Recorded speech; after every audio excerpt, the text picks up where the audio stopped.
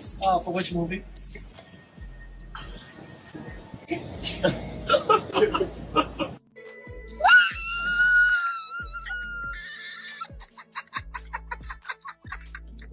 And everything I do, people will wait in line to see. Let's address the elephant in the room. I'm the hottest person in the world. And if you disagree with this sentiment, I don't need your business. The original cartoon came out in 1937, and very evidently so.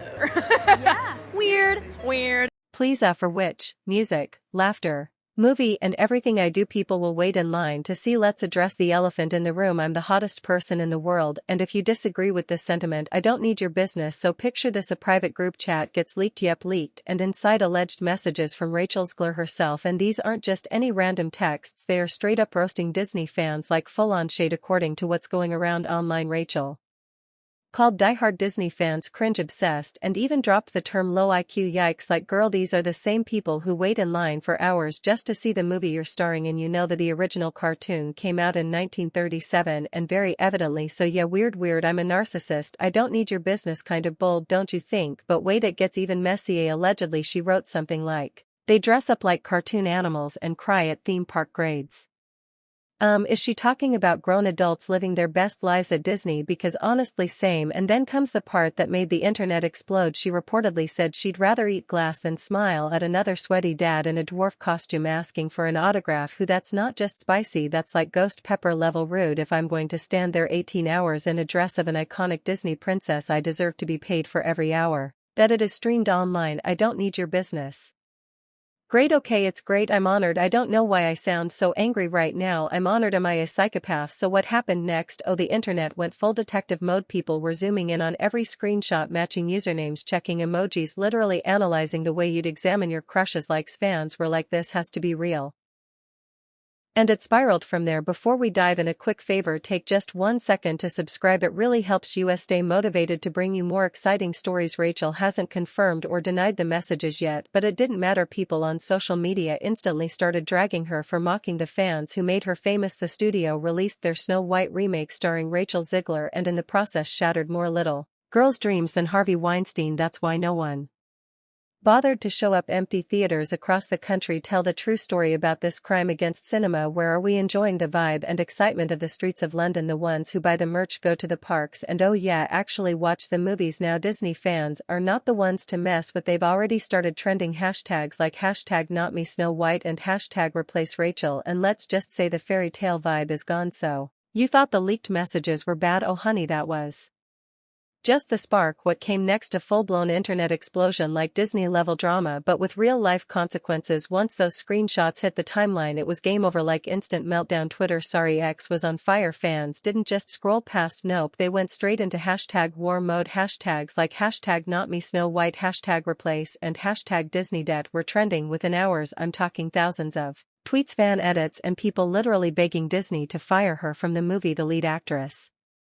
of the film decided to sit in an empty theater so she can watch her name flash on the screen as she squealed that her film was #1 for 6 days. Laughter. It wasn't just a few upset fans, this was a fan revolt, and the internet, they weren't playing nice. People were making memes, parody videos, even fake movie posters with someone else's Snow White, like here's Zaya as Snow White because she wouldn't shade us like that. But the real kicker, it wasn't just fans, even Disney influencers, the ones who usually stay super positive, started calling her out. There were theme park vloggers saying they were embarrassed to be Disney adults right now. Some were even canceling trips and tossing merch they paid good money for. Most importantly, Zegler is not fairy tale princess material. She is a 4-flop phony and a pure Hollywood poison. Her first movie, West Side Story, bombed. Shazam! Fury the Gods double bombed. Y2K, even a bigger bomb. And now we have Snow White, the biggest bomb of them all. And let's not forget the fan accounts that do nothing but post cute Disney edits. They started editing Rachel out of promo pictures and trailers. It was like digital eraser. Then came the calls to Disney, like actual phone calls and emails to the studio. Fans were demanding a statement. Some even threatened to boycott the movie if Rachel stayed in it. And honestly, that's when it got real, because when the merch stopped selling and the moms stopped buying tickets, Disney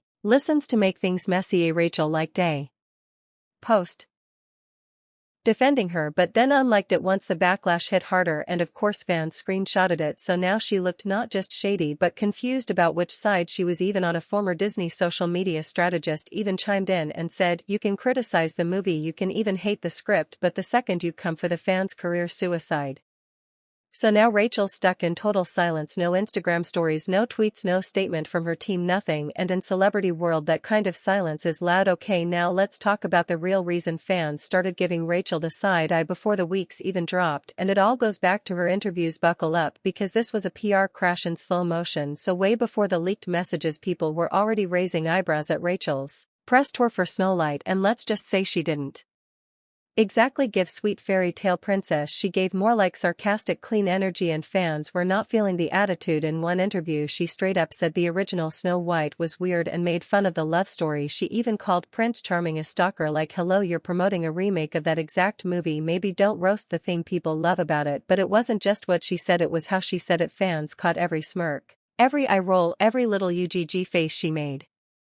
TikTok and YouTube went wild. People were zooming in on her facial expressions like they were reading body language, and a crime doc clip started trending where Rachel was talking about how Snow White doesn't need love and is all about leadership and power now, which okay, cool, but the way she said it came off super cold. She even added, "God forbid a woman want to find love," in this sarcastic voice that made fans feel like she was mocking them just for liking the original story. And once those clips hit TikTok, it was over. Creators started making side-by-side edits of her interviews and classic Snow White moments. Some of them added dramatic music and fake crying sound effects, others put sarcastic subtitles like empowerment but make it mean. YouTubers made full breakdowns like why Rachel Zegler doesn't get Snow White, literally pausing every few seconds to point out her tone, her posture, her laugh. It was giving court case, not press tour. And here's where it really spiraled. Even people who hadn't watched a single interview were forming opinions just based on those viral clips. Like, imagine losing fans over a facial expression. It got to the point where even non-Disney fans were chiming in like, okay, I didn't care about this movie, but she's kind of rude.